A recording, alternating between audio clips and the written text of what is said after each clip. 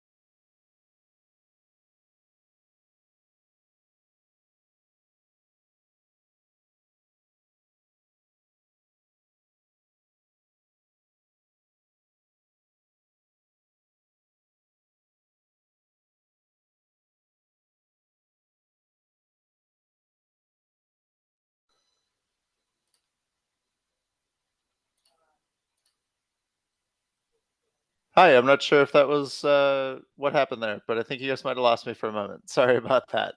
Hopefully I'm back. Thanks for joining today, everybody.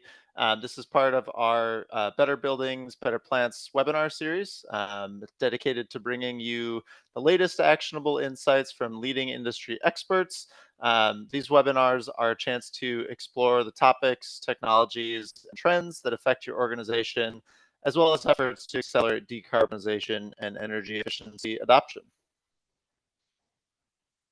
Next slide, please. Today's webinar is called Fail to Plan, Plan to Fail, How Emissions Reduction Planning Helps Partners Meet Climate Goals. Before we dive in, there's a few housekeeping points I'd like to cover very briefly. First off, today's webinar will be recorded and archived on the Better Building Solution Center. We'll follow up with attendees once today's recording and slides are made available. Next, attendees are in listen-only mode, so please be aware that your microphones are muted. If you experience any other audio and visual issues, though, throughout the webinar, please use the Q&A box at the bottom of your Zoom panel, and our tech support team can be in touch to help you troubleshoot that. Next slide, please. So my name is John O'Neill, and I'm your moderator for today. I am Technology Manager in the Industrial Efficiency and Decarbonization Office of DOE. And more specifically and relevant to this call, I manage the Better Plants program, and I'm the industrial sector lead for all of our industrial Better Climate Challenge partners as well. So glad to be here today and moderating this great webinar for you. We've got 3 excellent speakers. Next slide, please. So I already did welcome and intro. We're going to kick things off then with a couple of quick polls to get a sense for who our audience is today. And then we'll go into our speaker presentations for about 10 minutes each. And that should leave us plenty of time to close out the hour with Q&A and wrap up at the end. So be taking notes of questions you want to ask throughout the event. Next slide, please. Okay, so today for both the Q&A portion at the end and for polling at the beginning, we're going to use a platform called Slido. So please, everyone, go ahead to www.slido.com on your phone or on a new window in your browser. Today's event code is just DOE. So we'll give folks a minute to get in there. If you would like to ask panelists questions, you can also submit them anytime throughout the presentation on Slido. So, you don't have to save them until the end. You can populate the Q&A section as we go. And then you can also have that window open and thumbs up questions that you like, which will then sort of help us triage which questions we want to make sure that we hit first. The really popular questions will sort of move to the top of the queue so that we make sure to get that. So if you see something in there that you want to hear an answer to, go ahead and use that thumbs up functionality as well. All right, so there's also instructions in the chat, so let's go ahead and go to the polls. So I think we're ready to open the first poll. All right, so first off, like I said, we just want to get a sense for who's here today. So which sector best describes your organization? I got plenty of options here.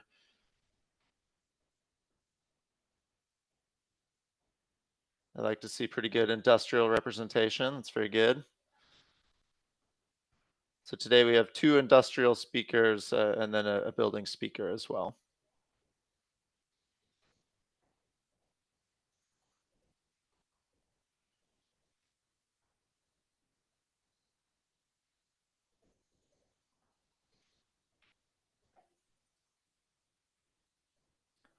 Alrighty, I think we're starting to level off here.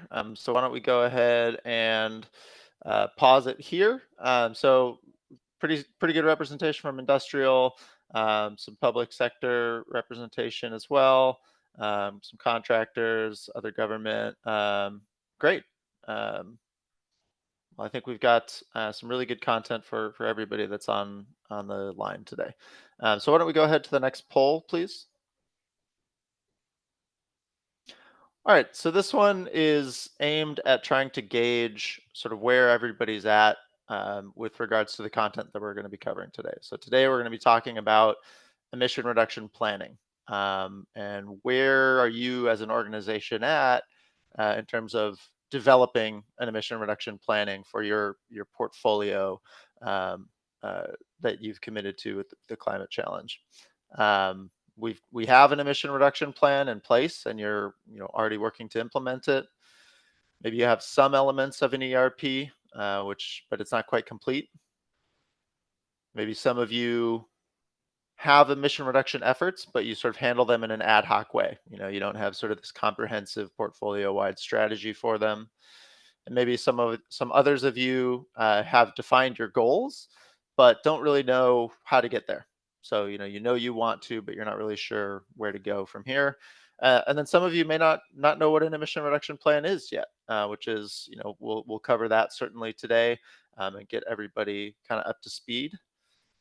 So we're starting to slow down, but it looks like a lot of you are kind of partially complete. So you have some elements of an ERP, but you're not totally there yet.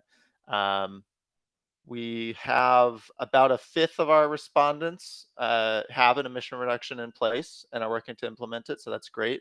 You're going to hear from a few partners today that are in a similar boat with really robust planning that they've already undergone. But a lot of you are in that kind of, over half of you are in that sort of middle road.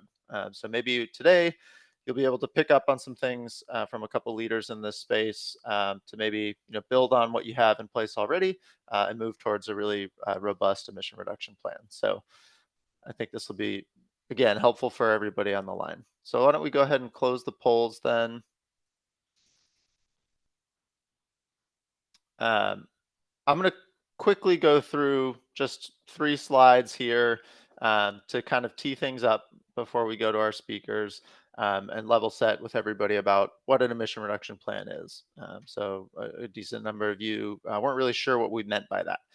So a GHG emission reduction plan, or an ERP, which is how I'll probably refer to it for the rest of the webinar here, is one part of a strategy to drive emissions reductions across your portfolio. So the idea here is that you're turning targets into actions. So it fits alongside things like a climate action plan or sustainability plan, which is really useful in terms of outlining your targets, kind of the broad strokes of your policy of your plan to get to where you need to be, broad technology categories you want to pursue, things like that. And that really sort of inspires engagement across your organization and across relevant stakeholders. And then, sort of on the other side of granularity, you have facility level emission reduction audits and assessments, where you're outlining, at a particular site, what are the things you can do to reduce emissions there.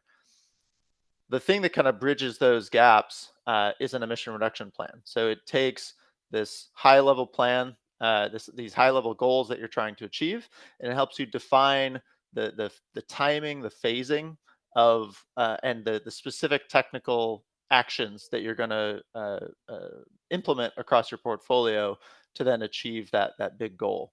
It helps you streamline planning and strategize where you do your different emission reduction audits and assessments, and it helps you identify the preferred strategies through scenario analysis, and in particular, kind of looking at both short and long-term emissions goals, so that you're ensuring that whatever you do to meet maybe a 2030 goal, an interim goal, doesn't set you up in a way that it makes it harder to reach your longer term 2050 goal. So understanding how all of these actions roll up together and help you meet your goals as an organization. Next slide, please. So we've developed some resources for partners around this topic.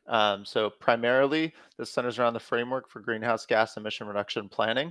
And we have two versions of this document, one for building portfolios and one for our industrial partners.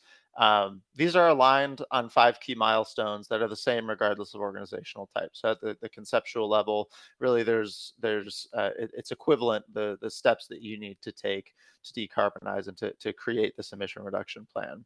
However, beyond that, there's sort of unique sector needs, which led us to develop these two distinct resources.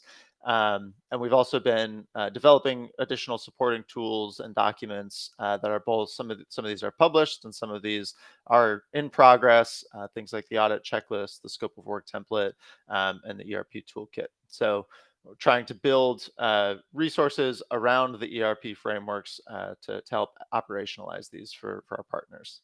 Next slide, please. And so very briefly, I mentioned those 5 milestones. These are the 5 milestones. So when you're looking to establish an ERP as an organization, there's 5 main things that you have to do. You have to establish an inventory and scope of work. So you got to understand your emissions and you got to understand what it is that you're going to be doing over the course of this planning process. You need to then categorize your portfolio, understand the emission sources, understand the buildings or the plants or the processes that you have in that portfolio to really understand. Then in milestone 3, assessing the measures, assessing your options for decarbonizing those different buildings and systems. Once you've assessed measures sort of at both the facility and the portfolio level, you then take those, build scenarios that help you outline for those different combinations of emission reduction measures and different phasing, so different timing of when you implement them. What does your emissions trajectory look like for your organization out to your goal timeframes? And then finally, you define the plan, you get it in writing, you pick a scenario that works best for you, and then you go out and implement it, and certainly update the plan over time as needed, as technologies evolve and things like that.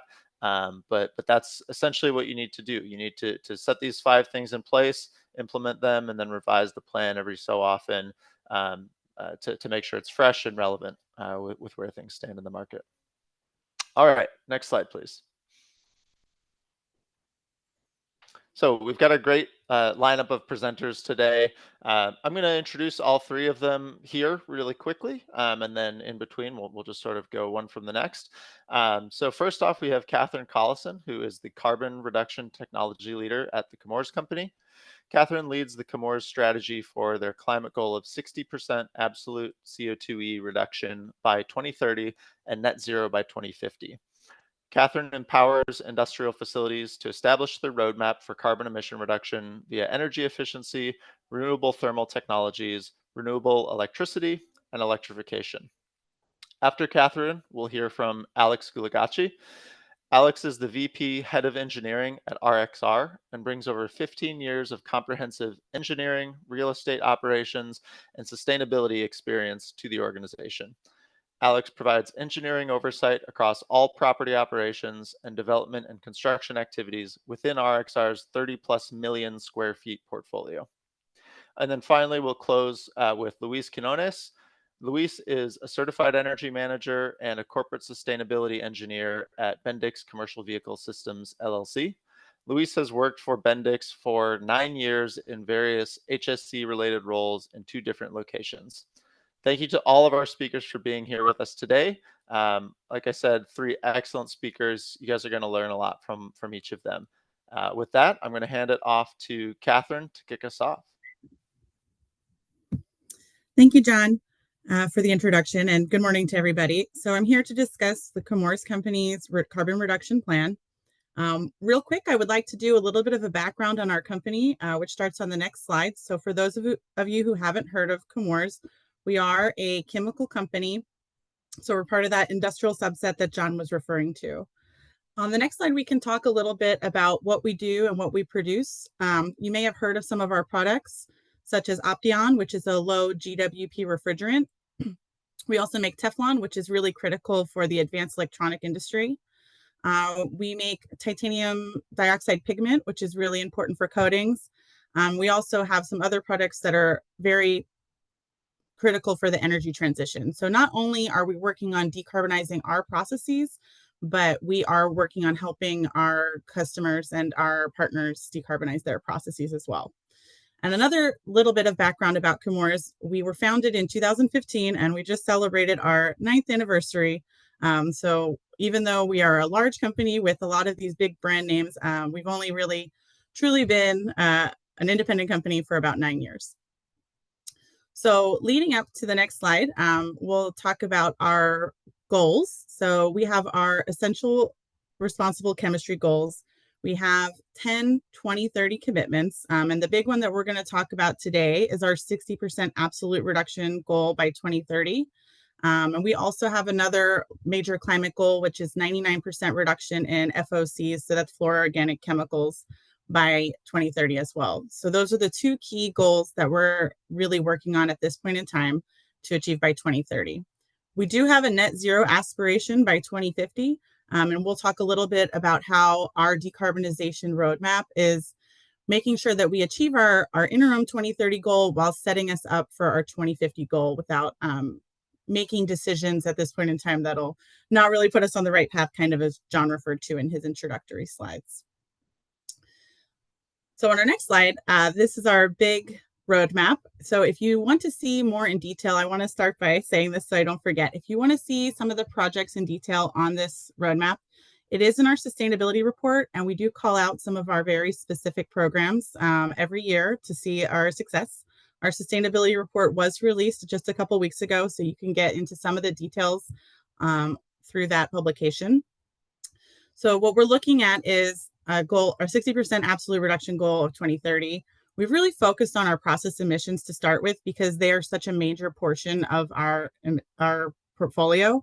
We've also been working on energy transition. So this involves transitioning from coal to natural gas in a lot of facilities and energy efficiency. One of the difficult parts I think a lot of other industrials face when they have absolute goals is understanding how growth is going to play into that portfolio. So what we're trying to do with this is remain ambitious and have additional levers in case we really offset some of that absolute reduction with our growth. So between 2023, which is our last full year of documented numbers, and 2030, what we're really trying to focus on is our remaining process emissions because those streams are really defined.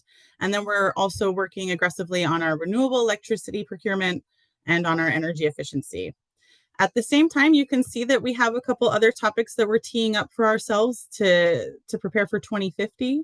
So these include electrification, additional renewable electricity, because we know as we continue to electrify, we're going to have to procure more renewable electricity.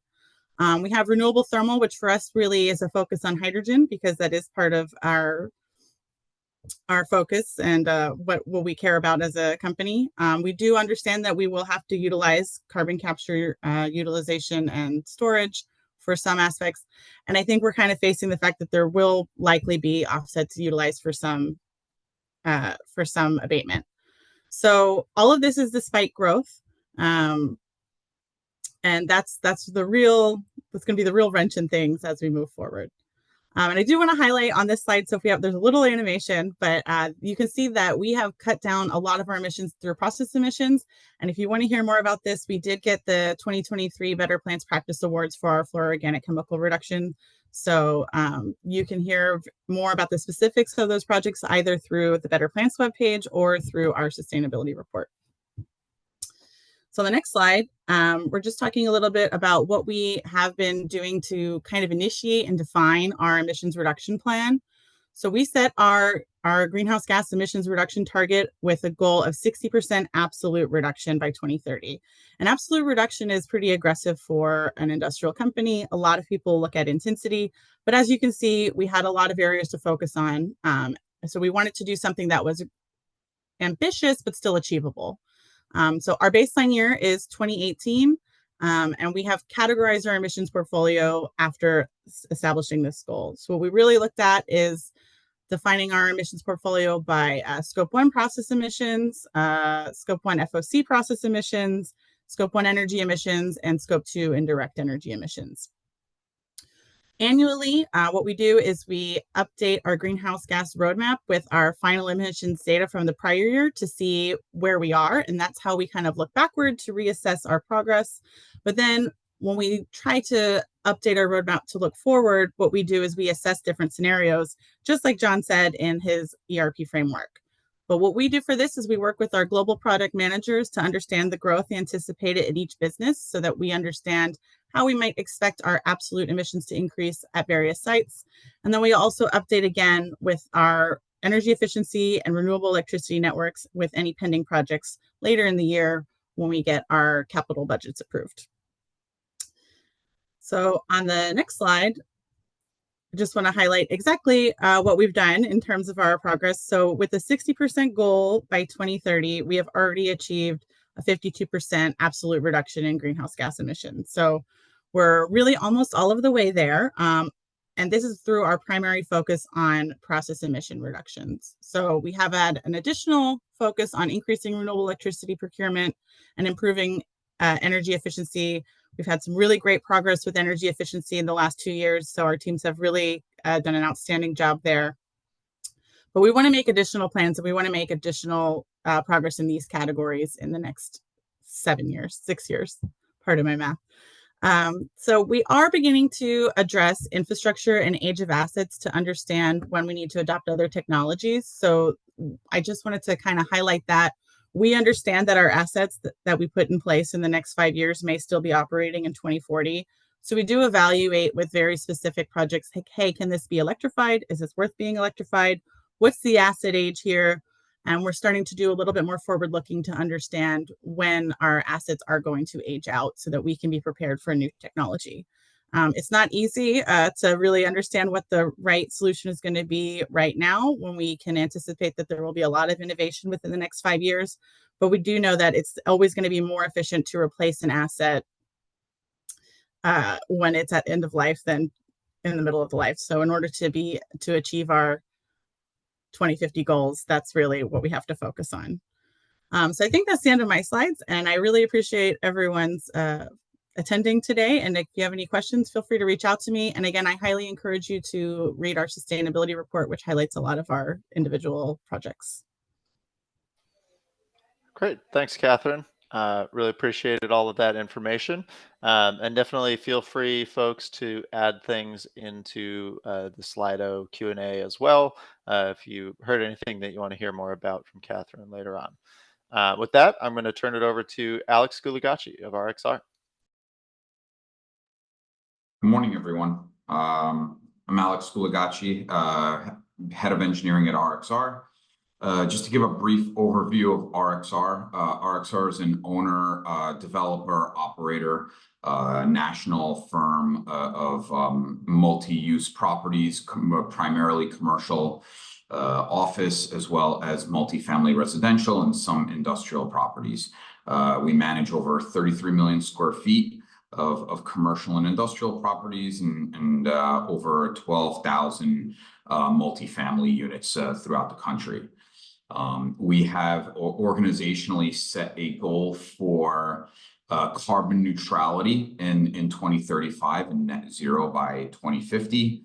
And I'll be running through some of the framework that we're utilizing in order to lean towards achieving all of these goals. Next slide, please. Basically, a couple of years ago, we signed up for the U.S. Department of Energy Better Climate Challenge. In terms of program progress, as of our baseline year in 2019, compared to 2022, we've been able to achieve a 60% total carbon reduction with a 20% EUI reduction throughout the entire portfolio, even as we've been increasing footprint nationally from 2019 to 2022. So in terms of absolute numbers, even though our footprint has increased, we've still been able to achieve an overall carbon reduction of 60%. Next slide, please. So in terms of the RXR framework that we've been utilizing in order to run through emissions reductions planning, it is extremely comparable to a lot of the core concepts that the U.S. Department of Energy has incorporated as part of their emissions reduction planning guide. There have been some milestones that have been consolidated within each other, and there's some heightened focus on some of the other milestones. And what I mean by that is, milestone number 1 and 2, with regards to establishing inventory, scope of work, categorizing the portfolio. We spent a substantial amount of time and resourcing to run through what the overall footprint of the portfolio is, the properties within the portfolio, and actually establishing granular inventory within the properties to understand all the assets within and building systems and infrastructure within all the properties individually and holistically throughout the entire portfolio. This ties back ultimately to our business planning process, or annual business planning process. Takes into account end of life metrics for assets, building system types, a various consortium of sort of factors within the particular property. In addition to that, we're also creating benchmarks and baselines for the utility consumption on an annual basis, and aligning that to vacancy rates, occupancy rates, which we feel is critical to normalize data as we start approaching due diligence towards energy conservation measures. Once we have sort of a clear inventory, scope of work, or categorization across the portfolio, we start running through due diligence and assessments of measures. And that ultimately leads towards identification of items, the impacts within a property level as well as a portfolio level, and sort of provides really the raw data of energy conservation measures and their feasibilities from property to property throughout the entire portfolio. Once we incorporate that, then we start sort of looking into congruence of efficiencies. And what I mean by that is aligning all the energy conservation measures to whether it be end of life timeframes and periods, incorporating the feasibility of completing some of this work in particular timeframes and years, as well as combining some of the energy conservation measures or carbon reduction measures into categorized buckets, both within a property and portfolio wide, right? Once we do that, then we're at a point where each individual property has its own carbon neutrality and net zero roadmap that ultimately can be consolidated to a portfolio-wide GHG emissions reductions plan. And ultimately, the final, incorporation is to actually start executing the plan that we've set into place, right? Obviously, on an annual basis, given the fact that occupancies and vacancies and some of the programming, both regionally and nationally, do evolve, we do revisit this framework on an annual basis in order to ensure that we're staying up to date in terms of the required strategies that we're looking to try to incorporate. Next slide, please. So a few of the initiatives that we've put into place as part of the emissions reduction plan has been a real heightened focus on energy and carbon reporting and the data governance that goes along with that. We feel that it's really critical to understand the current landscape of each individual property because that's going to substantiate the viability and the feasibility of any of the measures that we're looking to try to incorporate. And as time evolves and as you start incorporating some of these measures or initiatives, or as vacancy or occupancy evolves at these properties, the applicable or available energy conservation measures that are provided will ultimately evolve as well. So a good example of this is if you're doing any BMS optimizations, right? And you have the reductions in the future years or the next year as a result of some of those BMS upgrades. Obviously, your baseline is now evolved based on the fact that you've executed on this energy conservation measure, right? So the available energy conservation measures that result from that will evolve as a result of this. So that's why we take a heightened priority and focus on revisiting our planning on an annual basis. Separately, we've taken a heightened approach on-site energy management programming, which is basically focused, dedicated resourcing on a property level that assists with some of this benchmarking, some of the audits that are being done throughout the property, and identifying and providing some of the granular analysis on some of these energy conservation measures and some of the synergies that align to that.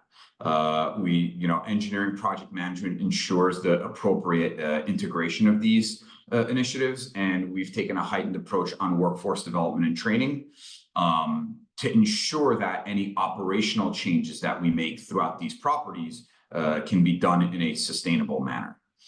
The measures and the considerations that we look into are typically logistical feasibility, operational feasibility, asset life cycles to ensure some congruence in terms of timing, obviously fiscal impacts, taking into account what the cost of these measures are, as well as the paybacks for these measures and any incentivization that's tied to it. And in addition to that, utility resiliency. As the market starts leaning more towards an all-electric sort of infrastructure, the priority and the prominence of understanding what the public utility is doing and the resiliency and the sustainability of the public utility is becoming increasingly more critical. So we take that into account as we're looking in terms of timings of implementation of some of these initiatives.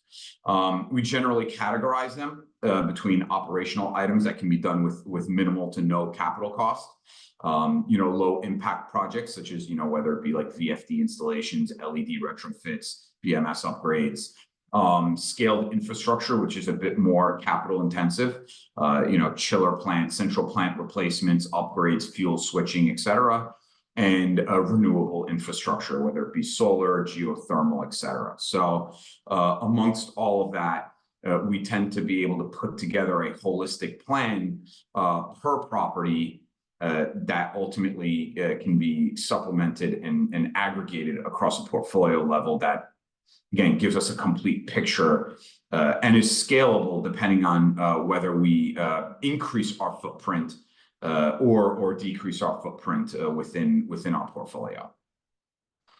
And with that, thank you, everyone. I really appreciate it.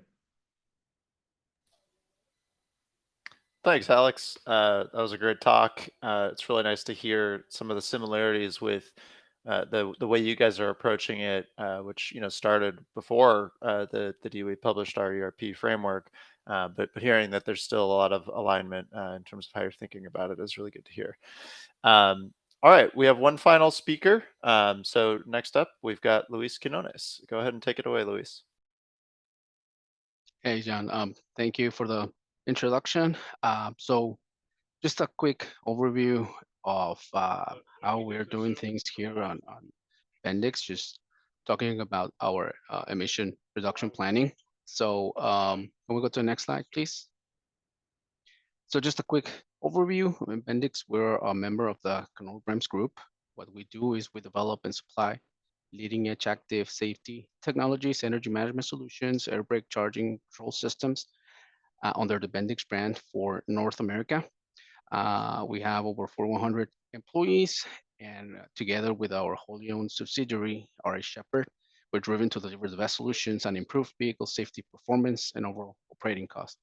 Our headquarters is here in Avon, Ohio, but we do have multiple manufacturing locations in Bowling Green, Hanover, Pennsylvania. We have 4 sites in Hanover, 2 sites in 3 sites in Huntington, Indiana, Level in Tennessee, Withville.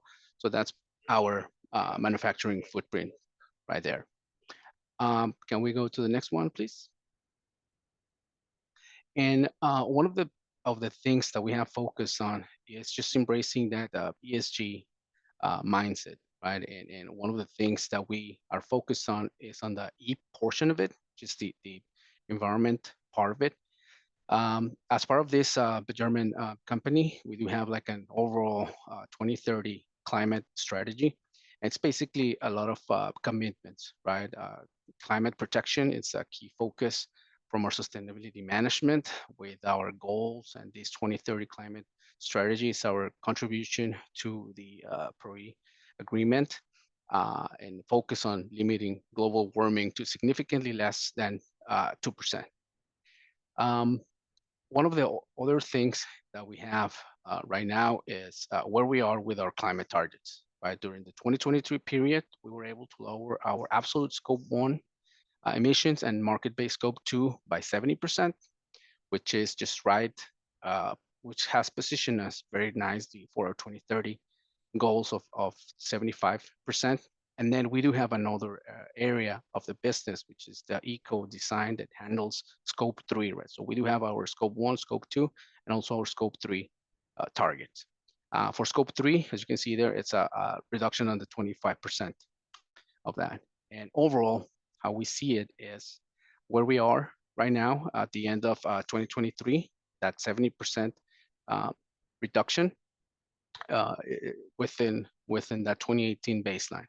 So I would say things are going pretty good, but we're just hitting that stride where things need to happen on a much more granular basis. The projects have to deliver from our pipeline. So this is probably one of the critical times on the second wave of that 2030 outlook, right? So can we go to the next one, please? So everything that we have from our climate strategy, I mean, it looks pretty nice. It's pretty robust, but it all ends up with like what's the translation of all of this, right? So number one, it's an increased workload, and for like data collection, the data validation is pretty interesting. How we have to have all this data, but this data also needs to be audited by a third party. So having that data, it's a lot of increased workload, right? Then we have performed multiple materiality exercises just to make sure that we are attacking what we need, what's going to be important, what's not important. Can we go back to the other slide, please? Thank you. Number 3, very important as the overall framework of the emission reduction plan is to know where the CO2 is being generated, right? Have an updated inventory so that we can implement this plan and basically translate it to actions that are going to align with the day-to-day operation, right? I mean, people at the sites have to know like what's their impact and their role in this overall strategy that we have.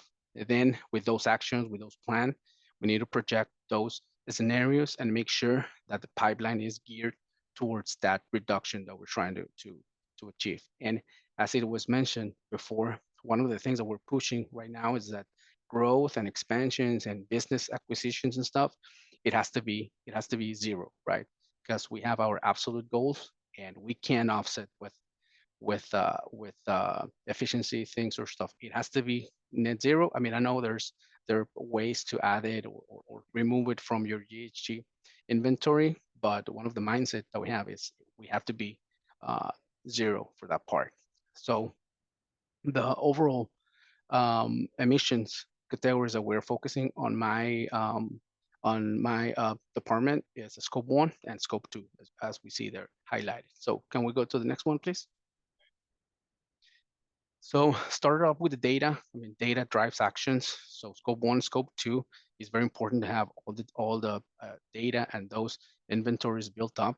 And unfortunately, goes far beyond from just like collecting utility invoices.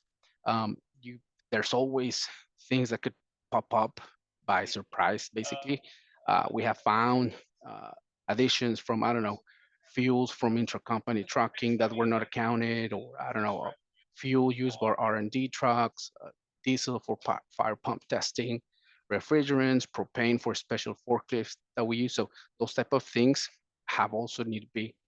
Um, can we switch back? I think those things that are popping up, you need to make sure that you have them captured.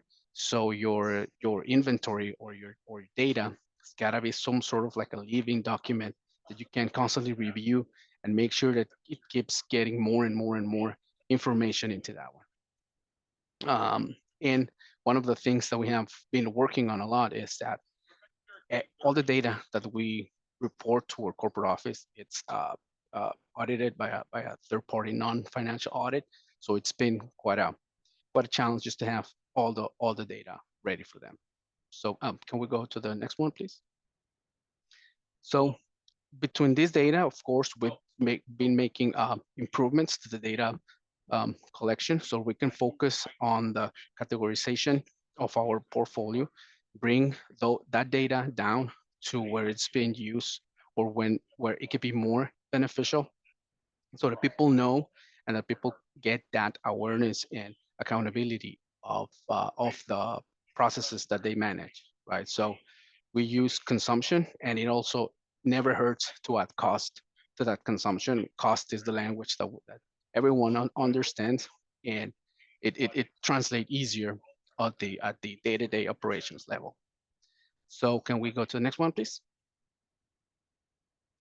So once we have the data, we go to the next step of the ERP framework, which is basically find what's material, right? Like categorize it, make it so that you know what's going to have the biggest impact. And that's, of course, identifying our significant greenhouse gas emitters, right? So for the nature of our company, we have focused and identified that from the scope 1 perspective, we have uh, the natural gas for like building heaters, one of our biggest issues that we have, and then some HVAC related for fugitive emissions or some sort of refrigerant gases, right? And then from scope 2, of course, we use a lot of compressed air, and that's a lot of electricity consumption. And then the other side of that is HVAC via the comfort cooling of our facilities. So can we go to the next one, please? So this is just like a snapshot of once you know you have the data, now you are assessing those measures and you build those those emission reduction measures, right? So for example, for this side, you can see that right there on the right side, we have a lot of electricity, HVAC focus area. So just alignment with what we saw before.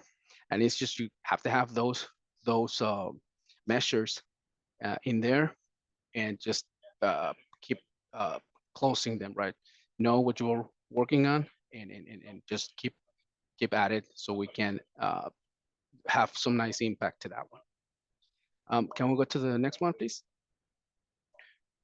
So then the other portion of it is just to have a clear view of where you were, where you're at, and where you're going, right? So those facility level data and the pipeline of the emission reductions with the 4 levers of the reduction project, right? The energy efficiency, on-site renewable, repower purchases, and that refrigerant management. But it's very easy to see it in a very visual form, so that you know what's going to be your targets. Can we go to the next one, please? And then assessing those scenarios with a focus on what's going to happen if you don't do anything. If it's business as usual, as you can see right that top line, you're not going to get to your goals, right? If you are in alignment with your goals, if you get that 100% reduction, or what could happen if you implement more, if you can if you're able to reduce even more from your goals. So that scenario analysis is pretty important for us. I think that's the last one. Yeah, so just keep having those pipelines, keep having those projects, put numbers into them. That 8% of the total energy, that's what we're working for 2024. What we're working from the other levers perspective, which is that self generation of renewable energy, and just keep attacking those fronts, right? But you have to have all the background of your emission reduction planning, which we've used the DOE guidance document, so that we can just translate those things into actual actions that are a little bit more relatable to the day-to-day operations from our manufacturing sites. Can we go to the next one, please? And just the same waterfall diagram, right? Just where 2018, the first corridor of our projects, which started from 2019 to 2021, how it went, how we're accounting for the expected growth in there, in how we're going to get to our 2030 goals based on what we're going to do from 2022 to 2025, to just make sure that we can close the gap from 2025 to 2030, and that right green column that you see there on that gap column. And can we go to the next one, please? So that's it from us, just sharing a little bit of what we're doing here in Bendix. Thank you, guys. Excellent. Thank you so much, Luis. And thank you to all of our panelists for 3 really insightful presentations. We're going to move on to Q&A now. So if you haven't already, please join us over at slido.com with the event code DOE to submit and upvote questions. And I'll ask maybe if our panelists wouldn't mind going back on camera so that we can respond to questions here.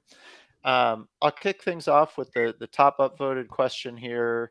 Other than GHGs, are you seeing reductions in other pollutants? I think this was maybe came in early on, so maybe directed at Catherine, but maybe any of our speakers could go ahead and answer this. Maybe this is particularly relevant for industrials, perhaps.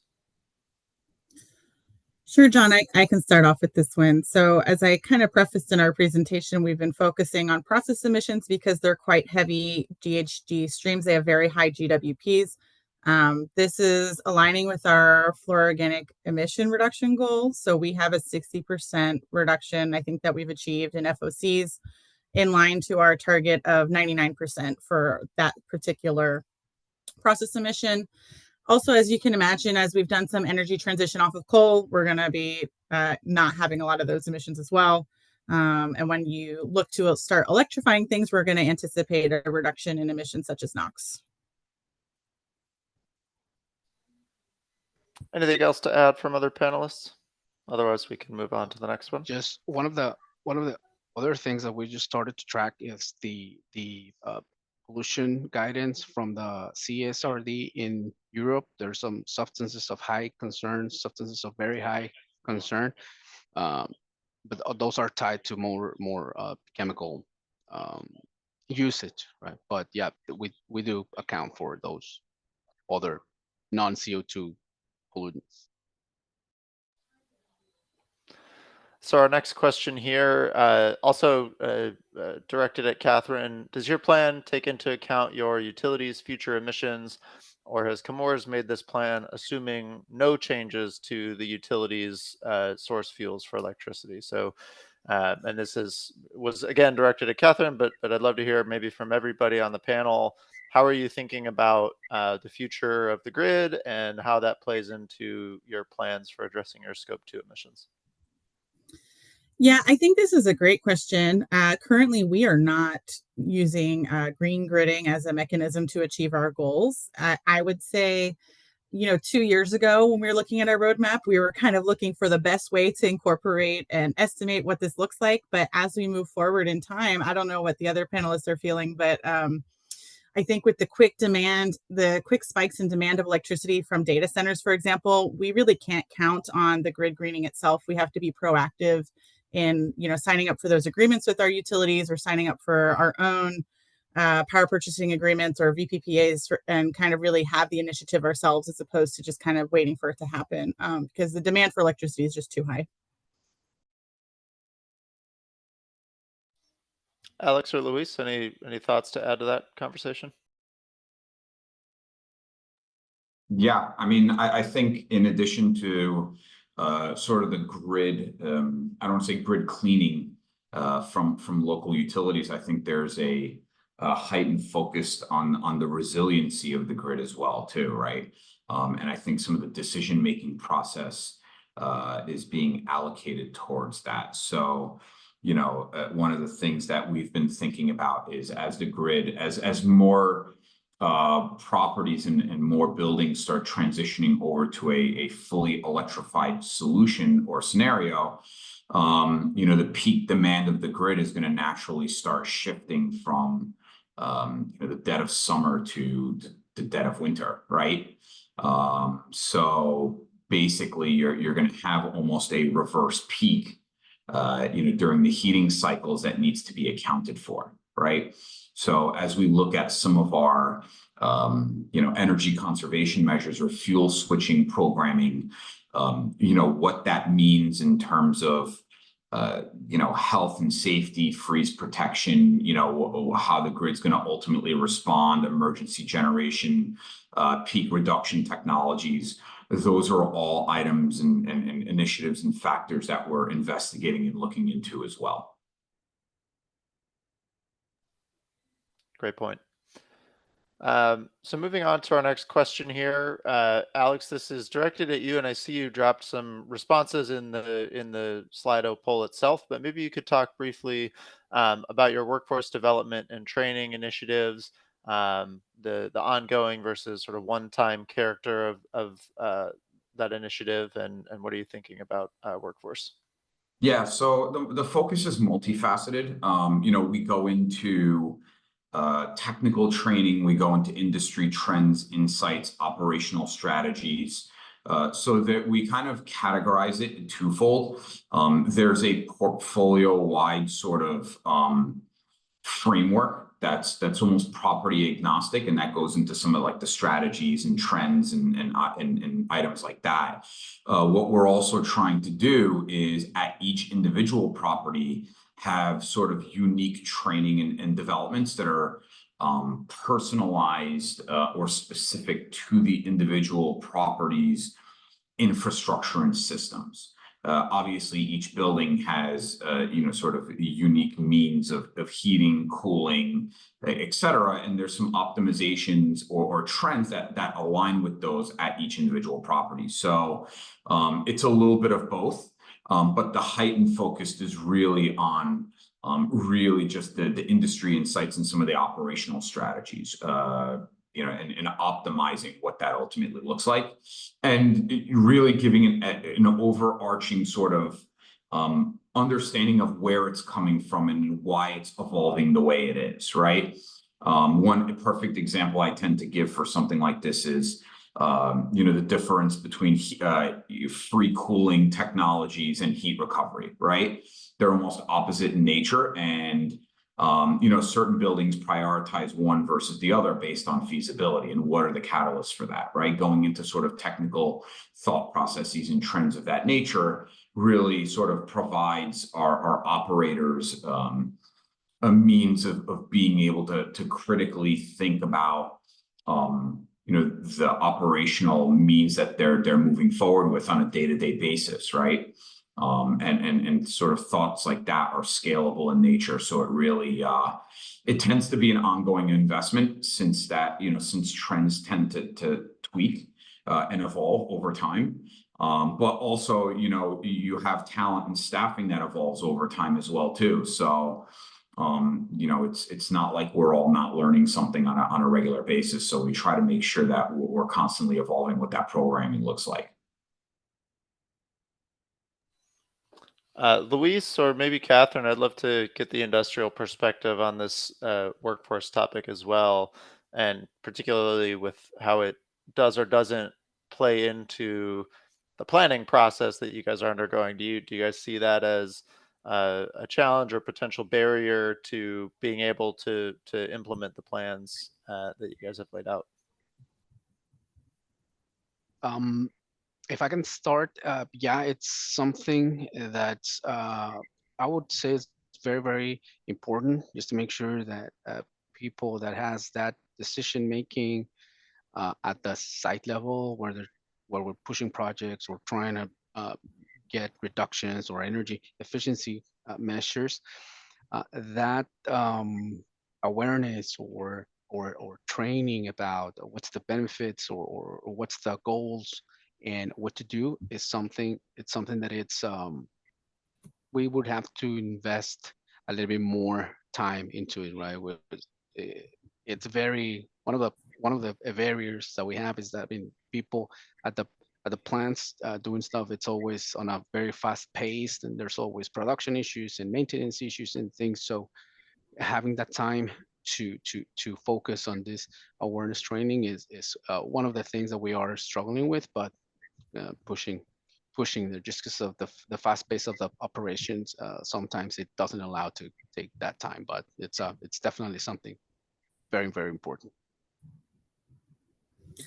Yeah, and I just like to add to that. I think awareness and culture around sustainability and carbon reduction and efficiency is very important. We want to ensure with our workforce that it's not one more thing, but it's ingratiated in the culture almost as much as safety is ingratiated in the culture.